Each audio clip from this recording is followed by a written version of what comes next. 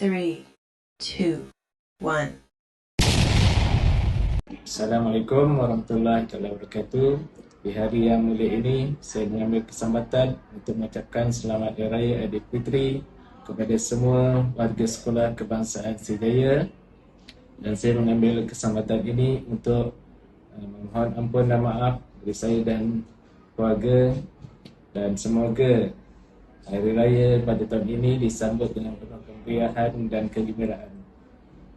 Salam Aidilfitri, selamat Hari Raya, maaf zahir dan batin.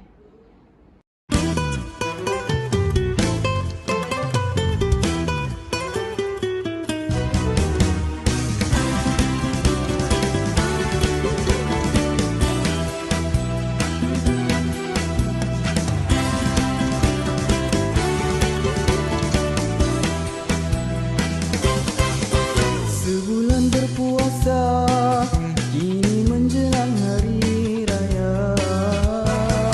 Setelah laluinya menahan lapar dan dahaga,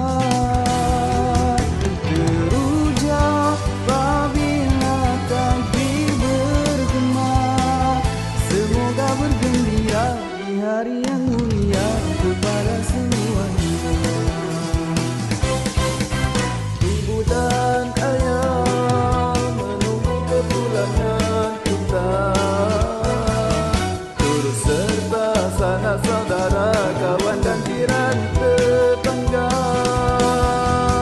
Sekiranya ada salah dan dosa, ampun maaf diminta, mensuci hening dosa. Selamat Hari Raya.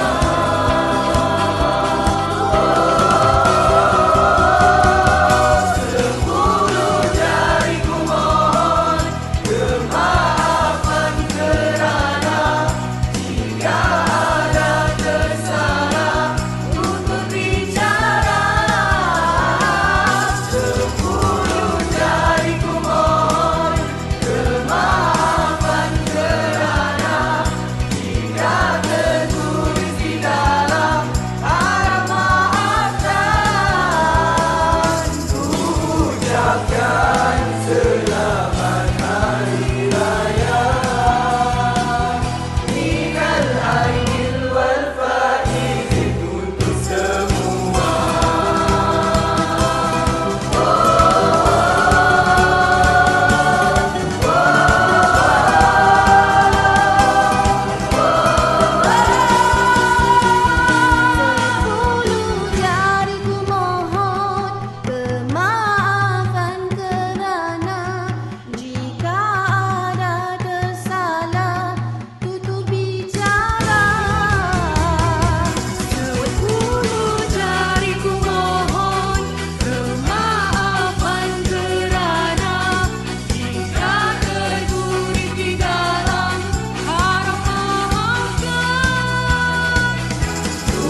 Selamat Hari Raya.